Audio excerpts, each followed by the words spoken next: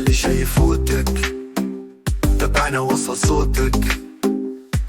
حوار حر صوتك مسموع، بحكي عالشغل والتكوين، موضوع من كل بلاصة من الشمال للجنوب، كلمة تبدل والنقاش مرغوب. فورم في الراديو،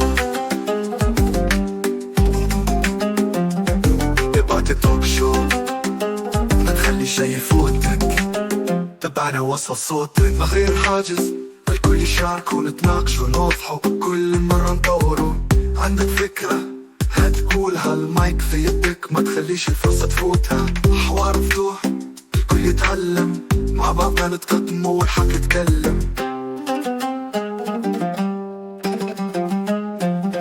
فورم في الراديو، ابعت توك شو، ما تخلي شي يفوتك، تبعنا وصل صوتك.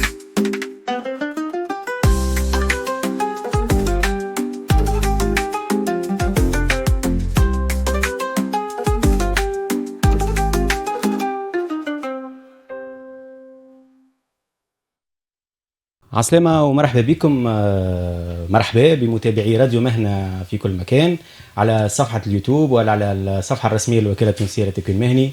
موعد جديد في برنامج فورام على راديو مهنة، صوتك على الويب. كما تعودتوا بنا موضوع جديد، وموضوع باش يطرح ان شاء الله للنقاش مع ضيوف جدد. ان شاء الله باش نتواصلوا مع بعضنا اليوم، وباش نحكيو في موضوع مهم اللي هو موضوع التكوين المهني العمومي بكل المنظومات اللي فيه وبكل المؤسسات اللي تمثله. باش نحكيو عليه، باش نعرفوا به، باش نسمعوا انتم شنو قلتوا، شنو تعرفوا على المنظومة التكوين المهني العمومي. ومع ضيوفي ان شاء الله كيف باش نطرحوا الموضوع هذايا بكل حب. نستقبل عن يميني السيدة فاتن العدسي عن الوكالة التونسية للتكوين المهني. مدام فاتن مرحبا. عايشك رفيق، مرحبا بيك انت سادة وبالضيوف نتاعنا الكل. هاي عايشك. كيف على يساري رحب برشا بالسيدة إيمان نورة عزوزي، ممثلة عن وكالة التكوين في مهن السياحة. مدام إيمان مرحبا. عايشك رفيق، ميرسي بوكو. عايشك، شكرا على الاستضافة. عايشك مرحبا. كيف سي عبد الرزاق البرداوي عن وكالة الإرشاد والتكوين الفلاحي. نورتنا سي عبد الرزاق، مرحبا. عايشك يا رفيق، يعطيك الصحة بارك الله فيك. اليوم إن شاء الله باش نطرحوا معكم موضوع منظومة التكوين المهني العمومي، وباش نحكيو على المؤسسات المختلفة، سواء الوكالة التونسية للتكوين المهني وإلا وكالة مهن السياحة وإلا وكالة الإرشاد والتكوين الفلاحي. أنتم مستمعين ما تبعدوش، اقعدوا معنا وتابعونا كالعادة على الصفحة الرسمية للوكالة التونسية للتكوين المهني وإلا على صفحتنا على اليوتيوب راديو مهنة. راديو مهنة صوتك على الويب، وبرنامج فورام. فاصل صغير ونرجع لكم.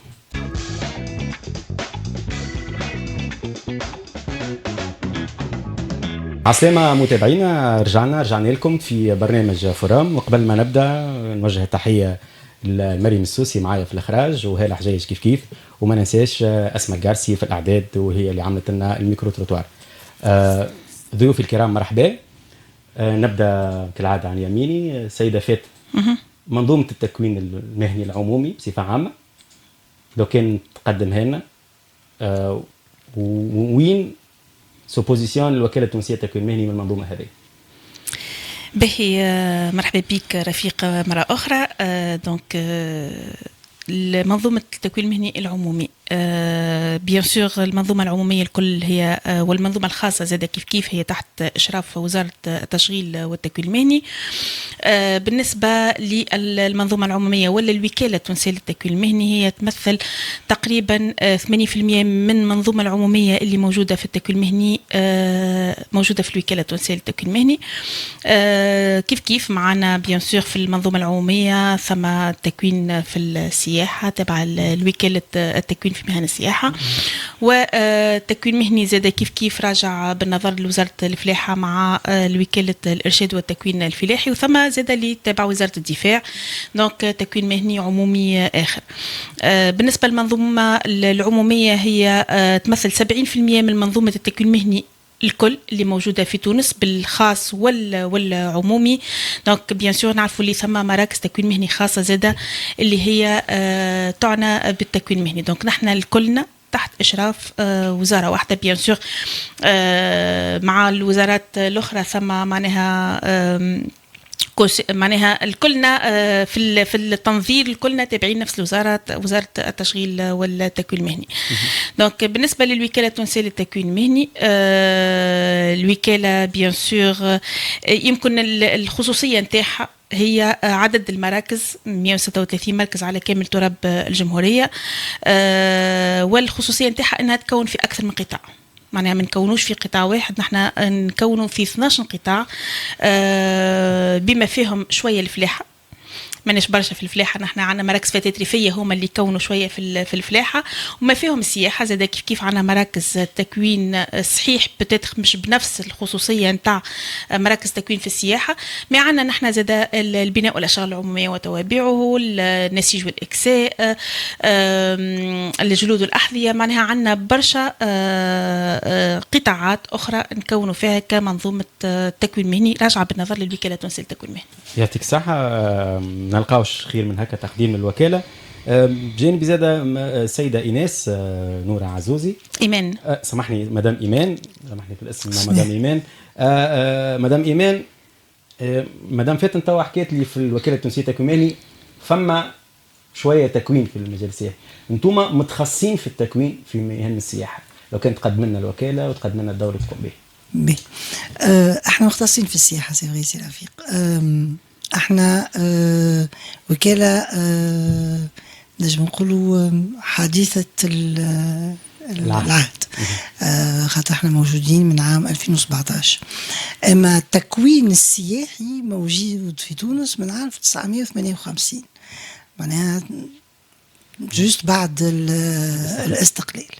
ونجم نقول حتى على مستوى يمكن التكوين المهني بصفة عامة احنا نجم تقول اقدم معناها ما فما. الخاصية متاعنا نحن انه احنا فريمون مختصين كان في التكوين السياحي والفندقي. معناها احنا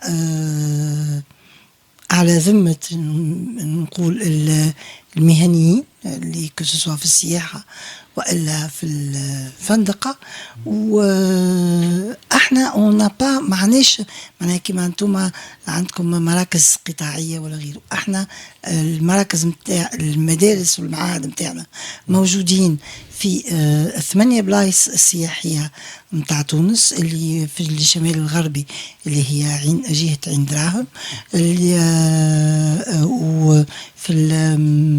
في الكابون عندنا نابل وحمامات الوطن القبلي، وعندنا في الساحل معهد ومدرسة في سوسة، وعندنا مدرسة في المنستير، وفي الجنوب الشرقي عندنا جربة، وفي الجنوب الغربي عندنا توزر. واضح. سي عبد الرزاق، وكالة الإرشاد والتكوين الفلاحي، يظهر لي أنتم زاد تكونوا في المجال الفلاحي الكل، مش كيما الوكالة التونسية للتكوين المهني ممكن بضع الاختصاصات. لو كان تعرف لنا بالوكالة وأحداثها وشنو الدور قاعد تقدم به. شكرا. وكالة التكوين الإرشاد الفلاحي ساعة قبل كل شيء هي مؤسسة عمومية ذات صيغة إدارية، عندها الإشراف المزدوج المالي والإداري لوزارة الفلاحة والصيد البحري، وبالنسبة للإشراف الفني والبيداغوجي هو وزارة التشغيل والتكوين المهني. احنا تأسست الوكالة الحقيقة من عام 1990 تقريبا، وهي تشرف حاليا على 39 مؤسسة تكوينية. عندنا 31 في المجال الفلاحي و8 في الصيد البحري. احنا دونك التكوين نتاعنا يخص خاصة دونك المجالات الفلاحية ومجال الصيد البحري. احنا عندنا مؤسسات بطبيعة مؤسسات قطاعية، وعندنا مؤسسات عندها متعددة الاختصاصات اللي هو نسموه مركز مهني. والمركز وعندنا زاد احنا خصوصية موجودة في الوكالة اللي هو عندنا معاهد التكوين المهني الفلاحي، مثل معهد عندنا مختص في تربية الأبقار، عندنا معهد مختص في القوارص، وعندنا معهد مختص في الصيد البحري في قليبية. يعني منظومة احنا عندنا 39 مؤسسة دونك في التكوين المهني، وعندنا مركز ولا معهد خاص بهندسة التكوين والبيداغوجيا والتكوين المستمر اللي هو بمعهد سيدي ثابت. مشكورين ضيوفي على التقديم الممتاز هذا. قبل ما نتعداو ونسمعوا شنو قالت العباد وشنو تعرف العباد على التكوين المهني العمومي وعن الوكالات هذه بصفة عامة، نحب نسال شو يقصد الناس وقت اللي تحكي مع الناس، شنو هو معناها تكوين عمومي؟ اسكو معناها تكوين عمومي معناها هي تشرف عليه الدوله، والا على خاطره هو معناها الفلوس كي تخلص معناها تخلص معناها فري دانسكريبسيون ماهوش كيما في البريفي. الكلمه ليكم انا راهو هنا نقاش مفتوح الناس الكل. معناها كي نقولوا كلمه عمومي كان نحبوا نعطيو ديفينيسيون معناها راهو للشهيد ما تنجمش تلقى شهاده ماهيش منظره مثلا في العموم بالضبط. هذا لو كانت تفضلوا انتم عرفت الكلمه ليكم تفضل. هو تكوين عمومي ما تنجمش تلقى فيه شهاده غير منظمه، هذه الحاجه الاولى. معناها على خاطر انت معناها تابع دوالي بدوله واطار كامل اداري وقانوني وبروسيدورال والى اخره. هذه الحاجه الاولى. الحاجه الثانيه سيكو انت كتكوين عمومي معناها انت اللي تعطي نقولوا بالفرنساوي لي ليني ديريكتريس، معناها الاطار العام نتاع التكوين نتاع كيفيته نتاع لو كونتوني دو بروغرام، معناها محتوى البرامج، كيفيه لو ديرولمون معناها نتاع التداول نتاع التكوين والدروس والى اخره. معناها هذه الكل ما تنجم تحطه كان دوله معناها، والدولة هي اللي تقول راهو يلزمنا نعملوا كذا ونعملوا كذا وكيفاش يلزم يكون. ما تنجمش تطلب من الخاص انه هو ياخذ الدور هذايا دور الدولة. وهذاك علاش معناها احنا ماناش حالة خاصة على مستوى عالمي، في العالم اجمع معناها نقطة الانطلاق متاع التدريس وإلا متاع التكوين ولا غيره هو يكون الدولة، وهو يكون القاطرة والبقية يتبعوه. سي عبد الرزاق تفضل. هو التكوين العمومي بصفة عامة علاش؟ خاطر ثم استراتيجية تسطرها الدولة، وبالتالي لازم الدولة وقت تقول لك أنا نحب نحدث مراكز أو نبدل اختصاصات على حسب الحاجيات أو الاستراتيجيات اللي تسطر فيها الدولة. وبالتالي لازم تكون الدولة عادة هي تكون سباقة في الأمور هذه قبل حتى الخواص. وبالتالي هي الدولة ساعات مطالبة بربما تلبية الحاجيات، خاصة احنا كسوا على الشأن الوطني أو على المستوى الجهوي من الحاجيات ربما الخصوصية في التكوين. قد احنا مثلا نعطيك مثال في الفلاحه عندنا برشا خصوصيات اللي موجوده في بعض الجهات مش موجوده في بعض الجهات الاخرى. يعني عندنا احنا ساعات مطالب تجيك انت من الجهه في مجال معين، انت كدوله يلزمك تسرع بالاجابه للطلبات هذه باعداد برامج تكوين، باعداد ربما الفضاءات اللازمه البيداغوجيه وكل ما يتعلق بالتكوين. وبالتالي لازم تكون انت وقتها مستعد وحاضر كدوله يعني كاداره. كيف جوست اضافه هو اللي معناه اللي قلته سي انتو اون فيت زاد برشا يسالوا على المنظومه العموميه قداش نخلص في المنظومه العموميه، اسكو بالفلوس ولا لا. دونك راهو كيما اي منظومه عموميه معناها كيما المدارس كيف تدخل مدرسه عموميه ثم مدارس خاصه زاد كيف كيما ثم التكوين المهني العمومي دونك اللي خاضع للدوله كيف كيما تفضلوا الزملاء.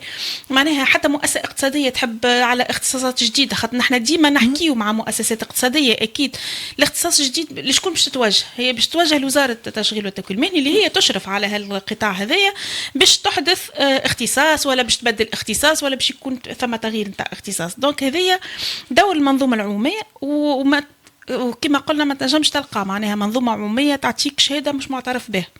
راه منظومه العموميه دونك شهاده معترف بها في تونس وخارج تونس، ماهيش في تونس بركه معناها هذه معناها شهاده دوليه معناها يستعرفوا لك بها في تونس وخارج تونس.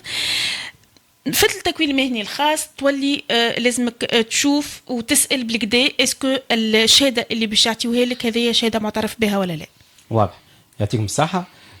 زميلتي اسماء القرسي معنا زميلتنا في الاعداد خرجت للشارع وسالت بعض المواطنين اسئله عفويه، حاولنا نلموا مع اغلب ما سمعناه ونحاول نسمع محتوى مع زميلتي مريم باش نشوفوا الناس شنو تعرف على المنظومه العموميه ككل.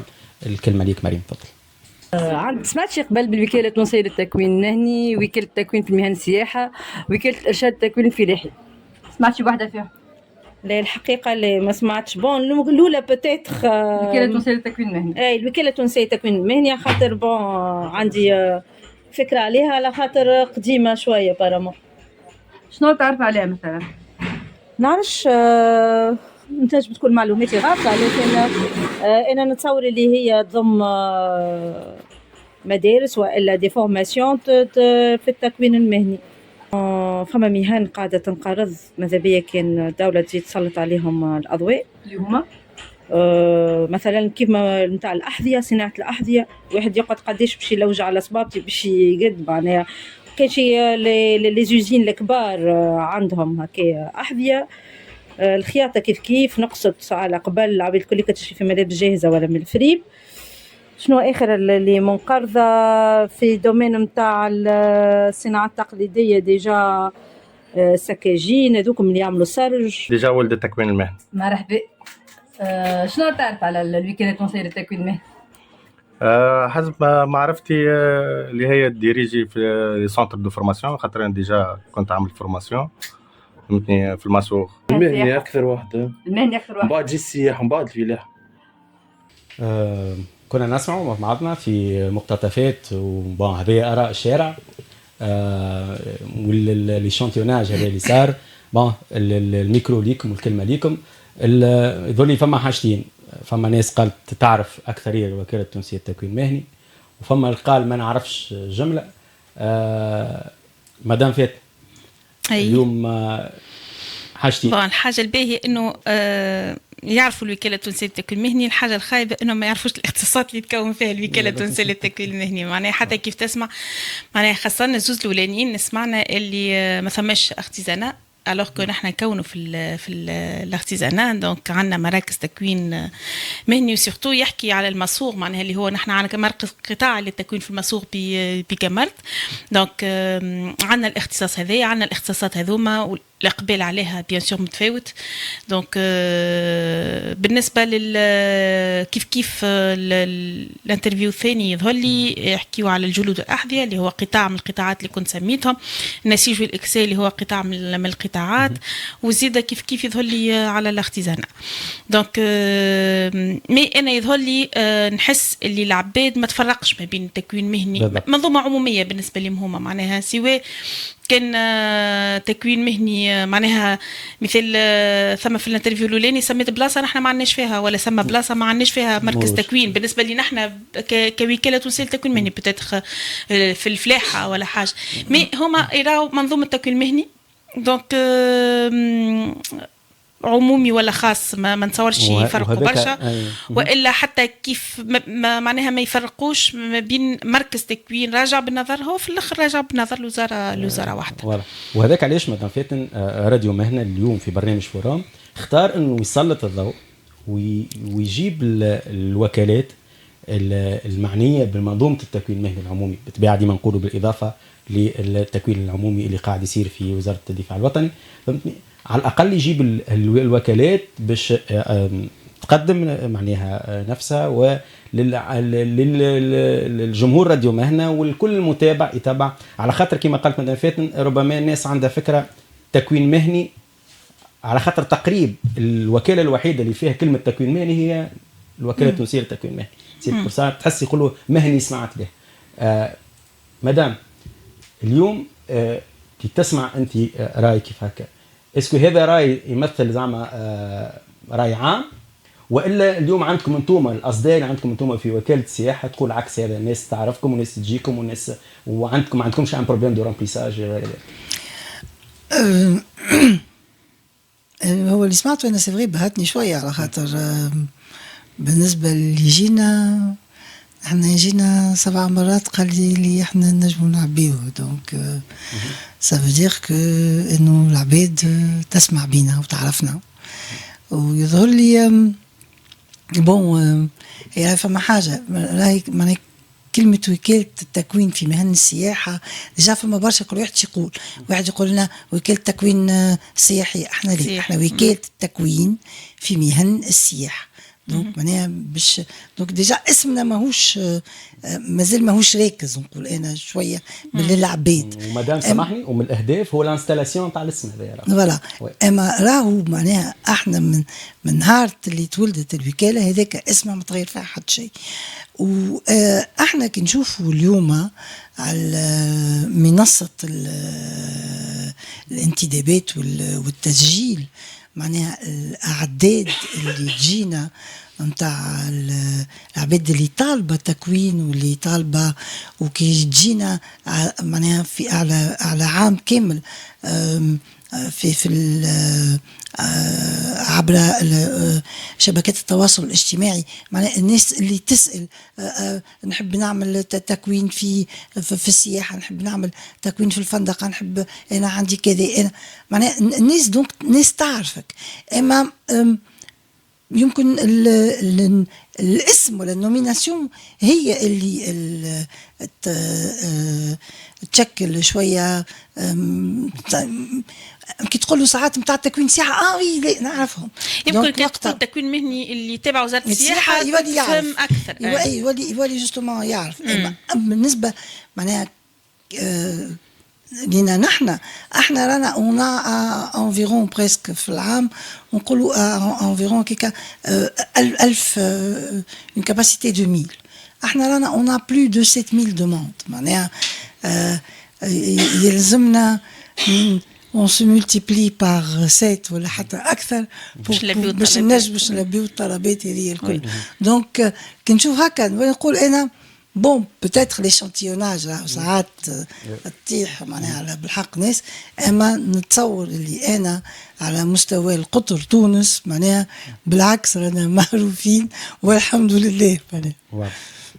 سي عبد الرزاق كان لاحظت فما انترفيو سمى الوكاله التونسيه للتكوين المهني، وبعد قال بالترتيب نعرف السياحه، بعد نعرف الفلاحه. تحس هذا زاد مربوط بعقليه التونسي، معناه انه ديما ربما في اولوياته الصنعه ولا السياحه، واذا كان هو يخمم معناه مربوط بالخدمه. هي بعد الفلاحه هي بالنسبه ليه هي ما لو تروازيام شوا، ولا ما عرفش شاطرني في الراي هذا ولا هو نشاطرك صحيح، ولكن ما تنساش حاجه اخرى، راهو التونسي بصفه عامه راهو ما يمشي للتكوين المهني الا وقت يسحق التكوين المهني. يعني في فكره من الاول ما عندوش تكوين مهني، راهو يعرف التكوين الاساسي، يعرف التكوين التعليم الثانوي، يعرف التعليم الابتدائي فقط. اما وقت هو يبدا حاجه بالتكوين المهني وقت يمشي يسال عليه، يا اما التكوين المهني الصناعي او التكوين المهني السياحي او التكوين المهني الفلاحي. احنا نعطيك على فكره مثال، احنا متواجدين في 24 ولايه خلف ولايه تونس. ربما الناس اللي سالتوهم هذوما موجودين في ولايه تونس ما يعرفوش، ما عندناش مراكز احنا في ولايه تونس، ما يعرفوش. بالعكس احنا عندنا مطالب برسك تجينا كل يوم باش يقراو، خاصة كما حكيت لك وقتهم يسموا ولا حاجته باش يعمل مثلا مشروع في الفلاحه او يتجه للفلاحه خاطر عنده نيه او عنده برنامج في المجال هذاك يولي يجي. احنا مثال عندنا تو صعوبه مثل الصيد البحري، عندنا مطالب اكثر من طاقه الاستيعاب. يعني كل عام تقريبا يجونا 100 مطالب، لكن ما نجموش نلبيو رغم نتاعهم الكل. علاش؟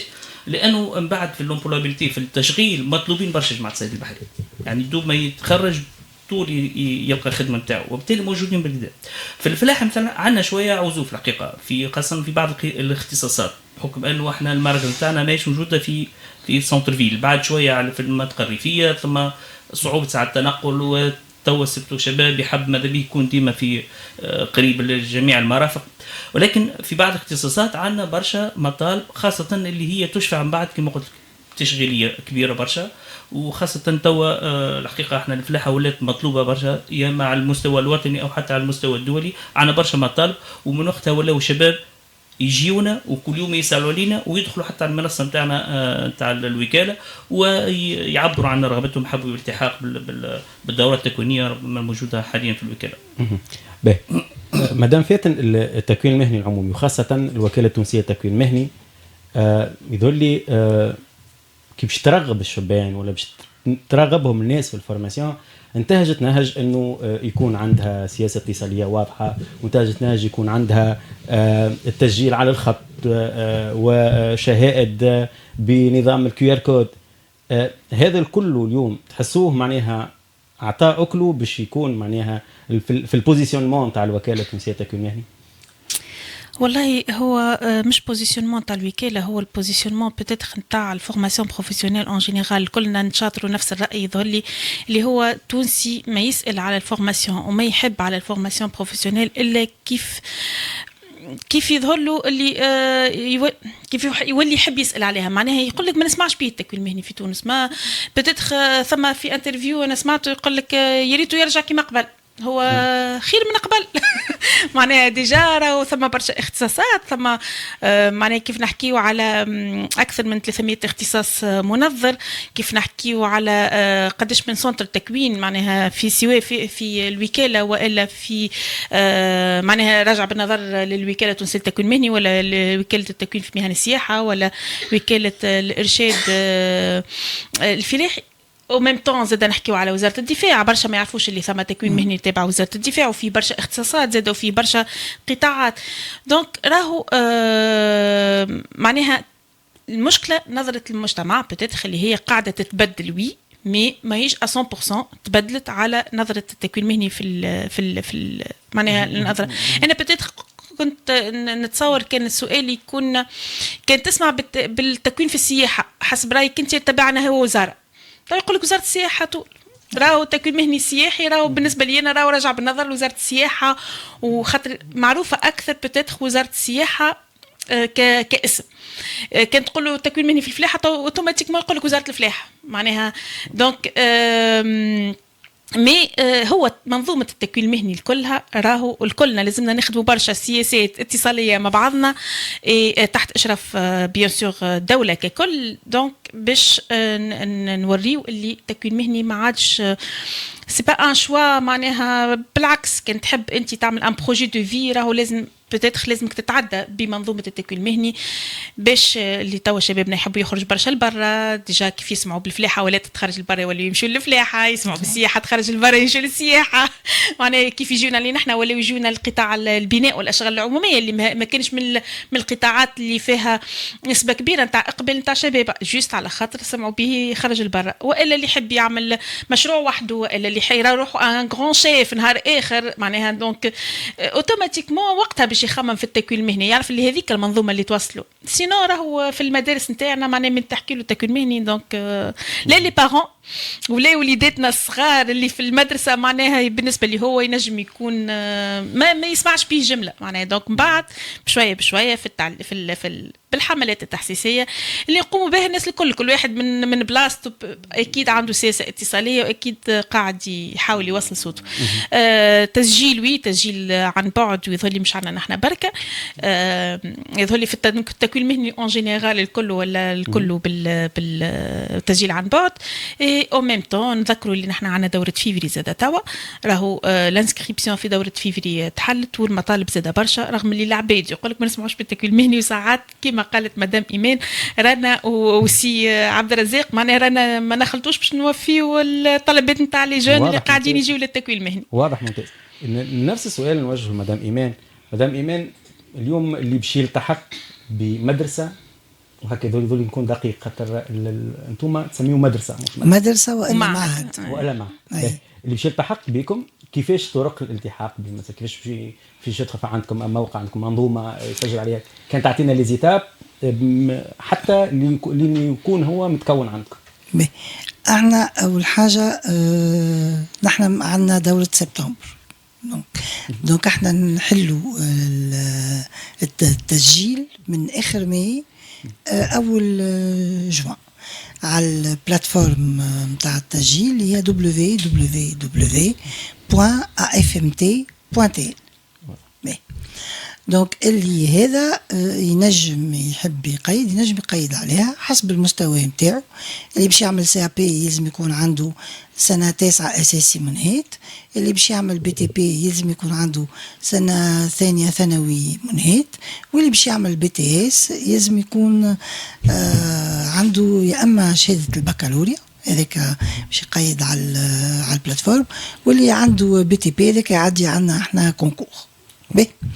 دونك هذايا يمشي قيد على البلاتفورم عنده يعطيه 3 اختيارات كسوا في المدارس وين ينجم المدرسه ولا المعهد اللي يحب. خاطر احنا عندنا معاهد مثلا اللي تقري من السي بي للبي تي اس، ما احنا تو ولينا نقريو سي سي حتى من المهارات. دونك من السي سي حتى البي تي اس. دونك يشوف هنا مثلا اللي أقرب له ولا اللي هي فيها الاختصاص اللي يحب عليه هو، ويعمر دونك الاستمارة هذيك. ومن بعد بيان سور إذا كان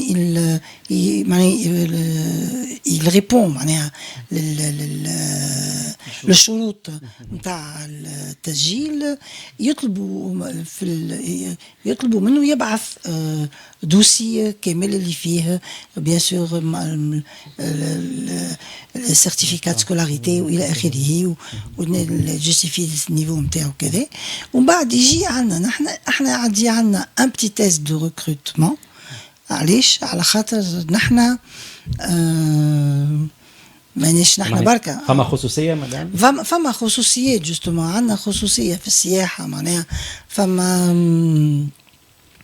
مهن اللي ما يلزمك تكون عندك معناها لياقة بدنية معينة باش تكون تنجم تعمل وتنجم تهز. خاطر مثلا اللي باش يعمل كوجينة راهو يهز كالي غراند مارميت وكالي معناها يفو قبل كانت حتى العباد اللي يلبسوا عندهم نظارات ما عندهمش الحق، خاطر يقول لك معناها لباخ يطلع له يولي ما عادش الى اخره. كي باش يلزمك زاده باش تعمل فام دو شامبر يلزمك معناها تطلع تيقان تهبط وتهز كل. دونك يلزم فما كونديسيون فيزيك. وفما حتى حاجه اخرى نقول انا بريزونتابيليتي معناها مش حكايه باش يقولوا لا يلزم يكون لا مش حكايه لا مزيان لا مش مزيان. احنا ما ماناش نتاع في الموضه، اما لا يلزم يكون مثلا انسان تكون عنده هكا يكون بشوش، يكون معناها مبتسم، يكون يبدا مستوي، يبدا معناها كتافه مطلوقه، ما يبداش معناها منكمش على. دونك هذاك مهم ياسر. دونك باش نشوفوه وحتى زادا يكون اللي يفيق مثلا حاجه انه فما حاجه صارت تلزمها في ساعه يفيق بها. اللي هما بعد نتصور ضرورات المهنه من بعد. لا هما ضرورات المهنه من بعد.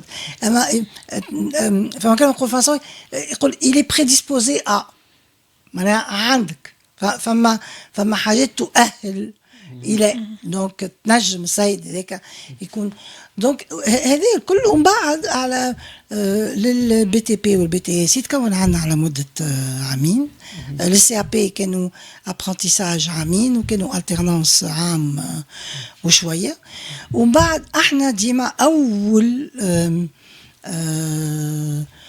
عمل معناها اللي ياخذوا راهو المدرسة ولا المعهد والوكالة هي اللي تعطيه أول عمل متاعه معناها، وهي اللي تتكفل به. بون بعد ما تعرف احنا خاطر كما وقت اللي احنا تخرج الدفعات متاعنا وقتها أوج الموسم السياحي. دونك اللي هذا حاجته بيد عاملة وإلى آخره.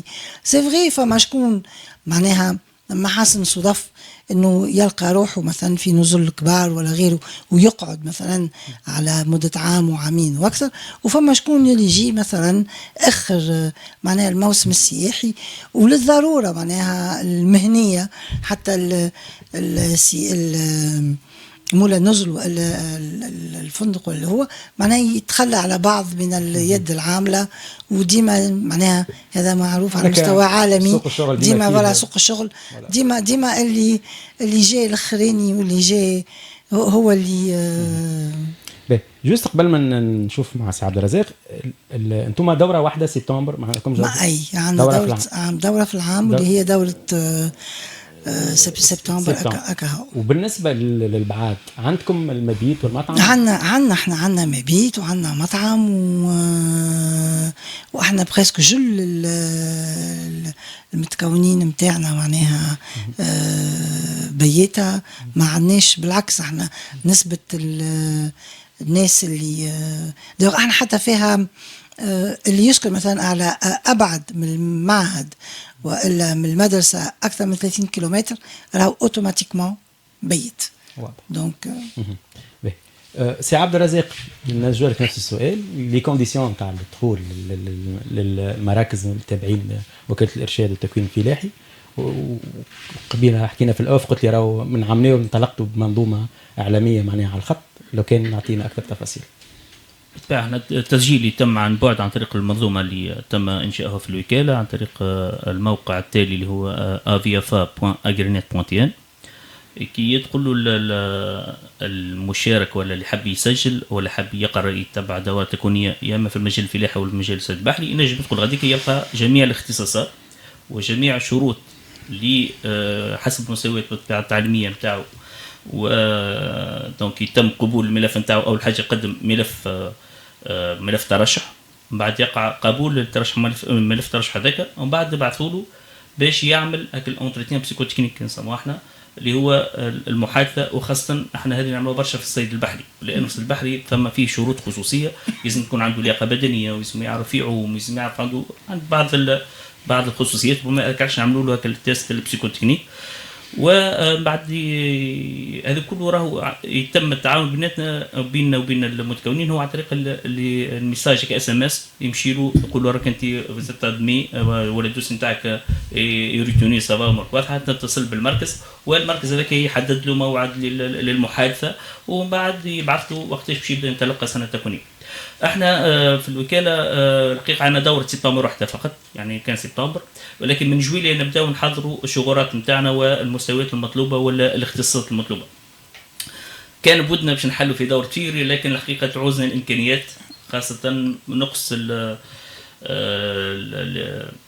كادر دو فورماسيون، يعني اللي كان مكونين ولا قايمين والا اطارات تاع التسيير بصفه عامه، نقص كبير الحقيقه. ما نجمناش نلبيو الرغبات باش نحلوا دوره فيفري، وبالتالي اكتفينا في دوره سبتمبر فقط.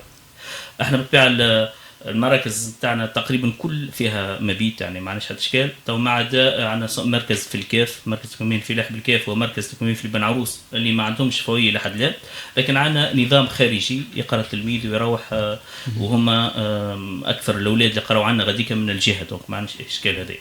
البقيه كل عندنا دونك عندنا فضاءات، المبيت موجود، المطعم موجود، هذا كل بالطبيعه مجاني. احنا التلميذ ما يدفع كان معلوم التسجيل ومعلوم التامين فقط، هذا كاو دونك معلوم رمزي ما لا اكثر ولا اقل، ومجانيه التكوين لا محاله، والاقتصاد دونك متوفر الكل، والمستويات المطلوبه كما قالت الاخت دونك الزميله هم باش يلتحق بالسي بي ولا بي تي بي ولا بي تي اس، ثم شروط دنيا نتاع القبول هذايا، والمنصه محلوله للناس الكل.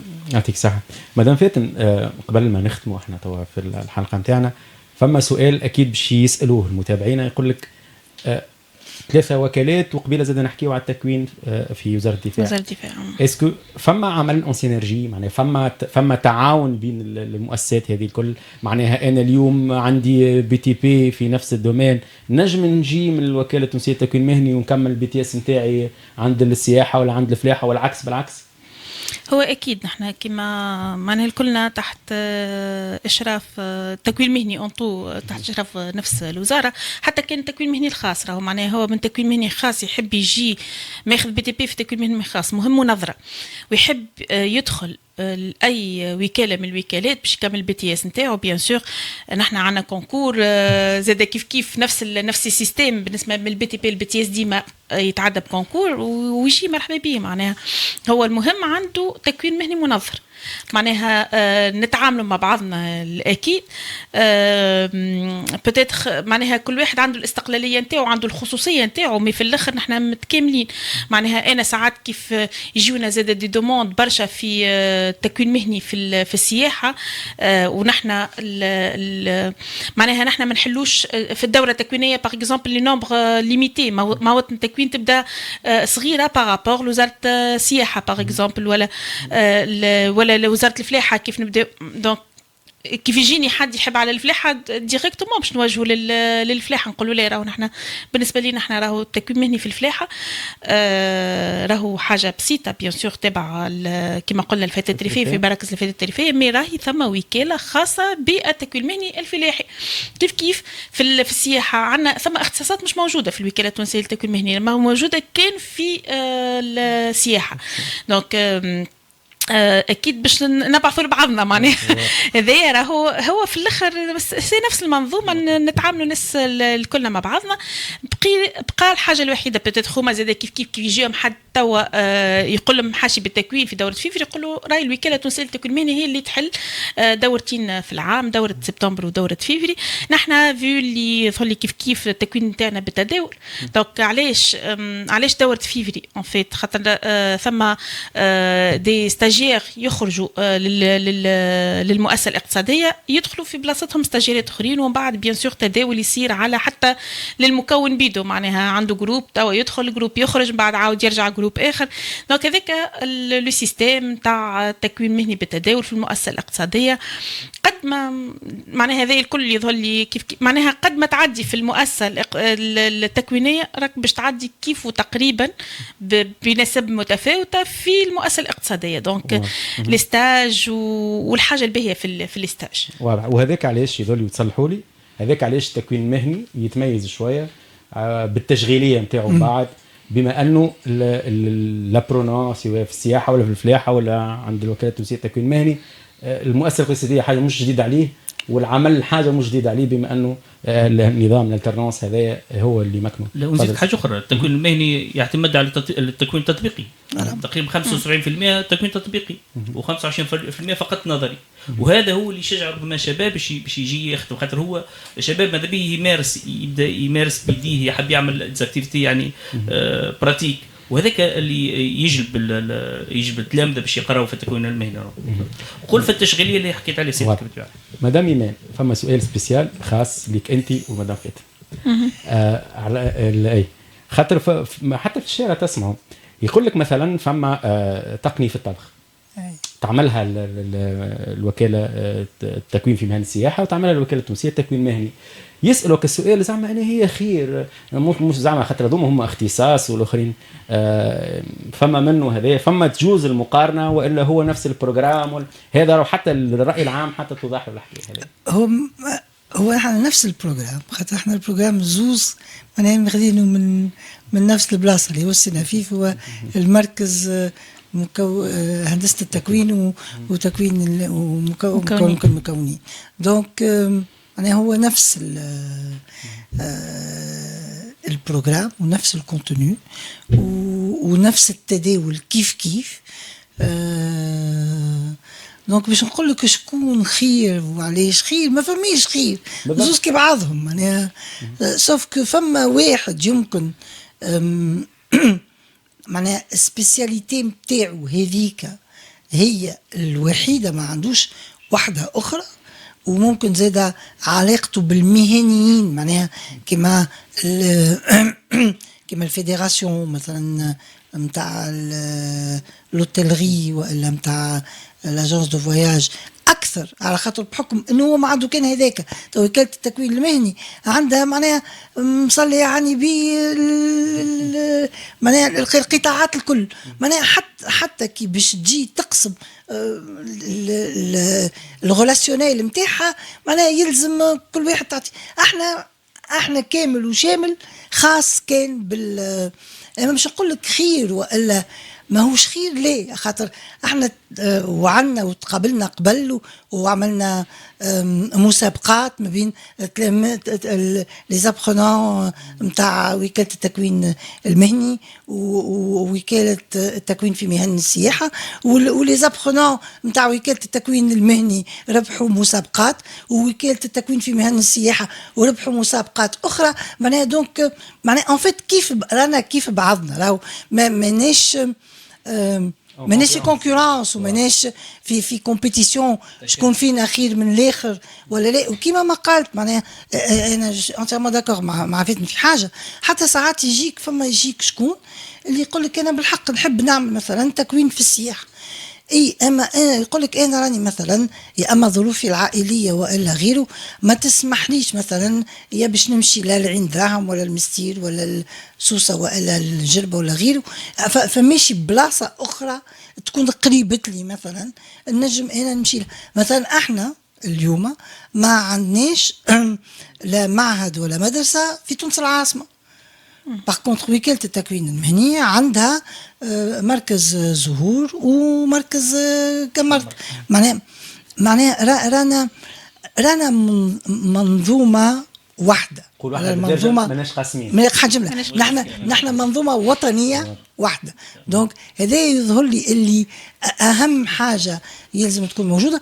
ولا فيغيتي احنا منظومة وطنية واحدة ويلزمنا ثلاثة زادا نكونوا موجودين، خاطر يلزم زادا اختصاصات راهو معناها، وعلى خاطر زادا وكالة التكوين المهني ما تنجمش تضوي على كل شيء. فوالا اكزاكتومون. يعطيكم الصحة. ان تور دو تابل باش نخليكم مود لا فان. نبدا مدام فاتن مود لا فان. يعيشك. اون فيت راهو مش نتاع حلقه يظهر لي التكوين المهني العمومي في تونس ولا حتى التكوين المهني الخاص بتتخ في حلقات اخرى. فرحانه برشا اللي انا كنت معاكم واللي انا شفت زملائي زاده، وإن نحكيو كلنا نفس، تحسنا نفس اللغه، نفس نفس الاسبري. دونك ان شاء الله في ملتقيات اخرى وبتتخ نعاودوا كونكور اخر. ان شاء الله علاش نعاود نتنافسوا في الكونكور، نولي متنافسين. ان شاء الله متكاملين ومتنافسين او ميم طون. مدام ايمان.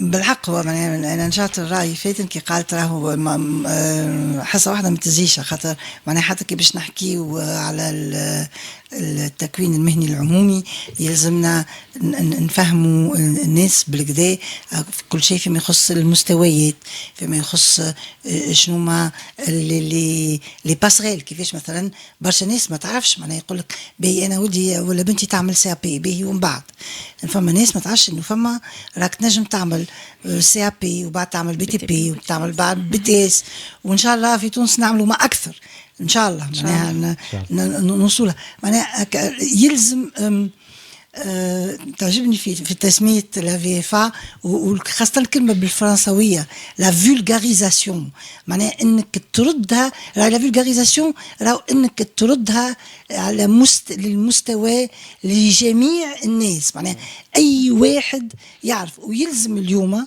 في تونس تولي منظومه التكوين المهني، سامحوني في الكلمه نقول انا سي ان شوا اوبليجي، انا ماذا بيا يكون سي ان شوا بيرسونيل، معناها اللي باش يجيك تقول له راك مثلا عندك بوسيبيليتي باش تمشي كذا كذا، تقول لك لا انا راني ما نحب نعمل كان هكا التكوين هذاك كما في عده بلدان اخرين، بلدان متقدمه اللي تشوفوا معناها الصغير ملي عمره 12 13 14 سنه يعرف روحه يقول لك لا انا راني الفوا نتاعي التكوين المهني وانا عارف روحي وين باش نوصل وشنو نجم نعمل وين توصلني. يعطيك الصحه مدام ايمان. سي عبد الرزاق. اول حاجه ساعه فرصه طيبه باش تقابلنا على الطاوله المستديره هذه، وهو الحقيقه لازم تكثيف الاجتماعات هذه او النقاشات هذه على التعريف بالمنظومه الوطنيه للتكوين المهني في جميع الميادين. خاطر الحقيقه ربما يصيح برشا ما يعرفوهاش، ولكن ثم شكون يعرفها، ولكن ماذا بيه زاد يعرف شنو الجديد نتاعها، وهذاك الاهم ربما. ان ربما في الختام نقول لك حاجه اعتبرك بالنسبه لنا كل شاب يلزم يتحصل على الدبلوم تاعو في الاخير، يعني كي سواء من التعليم العالي او التعليم المهني بصفه عامه الكل، اما الفلاحه او السياحه او الصناعه وبفهم. علاش؟ لانه توا الدبلوم تاعنا اللي معروف في تونس وخارج تونس، يعني ان شاء الله على الاقل ثم فرص كبيره نتاع تشغيل يا اما لهنا بتونس او خارج تونس كما قلت لك، وبالتالي يلزم كل واحد على الاقل ياخذ الدبلوم نتاعو وياخذ وبعد نجم يترقى بالطبيعه في السلم التكوين المهني، ما في حتى اشكال كما الزملاء الكل. وفي الختام احنا رانا ديما اذن صاغيه لجميع المطالب او لجميع التساؤلات او المقترحات ينجم يتصلوا بنا في الاداره العامه بتاعنا او بالمراكز بتاعنا موجوده على كامل الجمهوريه، او حتى عن طريق المنصه التفاعليه اللي عندنا الوكاله، ونجم نجاوبوهم على جميع الاستفسارات ما ثم حتى حاجز بيناتنا او حاجه كوكالات، وكذلك مع الراغبين في متابعه التكوين المهني بصفه عامه. مشكورين ضيوفي الكرام، يعطيكم الصحة. حاب نقول حاجة بركة، أنا سعيد اليوم معناها باستضافتكم بحذايا اليوم، وراو الهدف ربما من حلقة كما اليوم هو الانستالاسيون دو ديبا، لأنه الديبا باش يكمل بعد في وسائل التواصل الاجتماعي وان شاء الله باش نعاودوا نتقابلوا بكم ونستضيفوكم وباش نستضيفوكم فرادا ان شاء الله، معناها لانه كل واحد باش يجي، لانه هذا راديو مهنه. راه هذا راديو مهنه، ما هوش راديو الوكاله التونسيه للتكوين المهني فقط. احنا حتى من تسميته راديو مهنه، وتشاطرني في الراي السيده فاتن اللي من هي رئيسه تحرير الراديو، هي مديره اعلام والاتصال بالوكاله. راديو مهنه راهو للقطاع التكوين المهني والتشغيل بصفه عامه. مرحبا بكم ومرحبا بمقترحاتكم، وانتم راكم ولاد دار. ونسقوا ان شاء الله مع بعضنا ولا مع زملائي ان شاء الله يكون عندكم محظور هنا حتى تقدموا برامجكم وتقدموا شنو اللي فما موجود. انتم ولينا جيران اكثر، انتم استديو مقابل نحن جيران نقابل كلكم ما كنتش بعاد، حتى كان بعاد بالمسافات انتم في القلب قراب نسكن، واحنا اولاد منظومه واحده. الحقيقه حوار كان شيق وكان ممتع وفيه برشا افاده. ان شاء الله زاد انتم مستمعينا ومشاهدينا على راديو مهنه تكونوا استنفعتوا، وان شاء الله يكون هذه فاتحه باش تتعرفوا وتبحثوا وتتصلوا انتم زاد وتاخذوا المعلومه معناها من مصدرها. ما بقى لي كان نشكر ضيوفي ونشكر الناس اللي تبع فيا والمشاهدين. كيف شكر موصول مره اخرى لمريم السوسي وهاله حجيج والسيده فاتن العدسي كيف رئيس التحرير. هذا رفيق سكوحي يحييكم مره اخرى. نتقابلوا ان شاء الله في فرص قادمه وفي حلقات قادمه. يا مرحبا.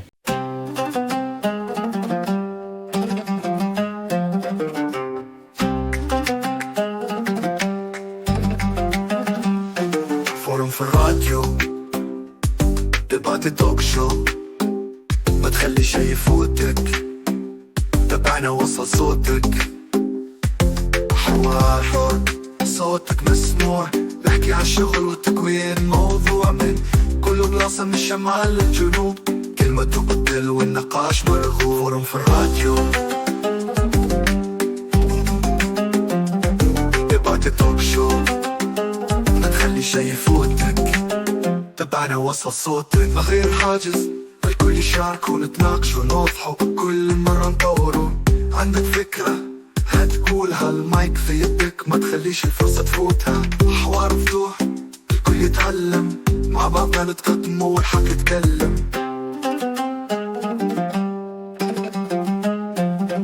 فورم في الراديو، ديبات التوك شو، ما تخلي شي يفوتك، تابعنا وصل صوتك.